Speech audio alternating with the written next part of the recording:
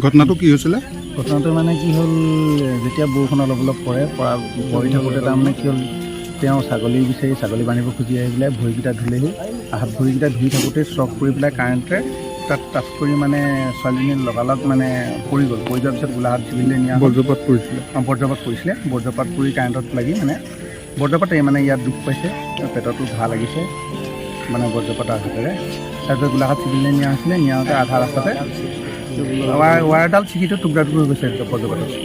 আৰু তাৰ ছাইডতে থকা 3জন মানুহ বহুত আঁতৰত পৰিছিলে, উখৰি গ'ল।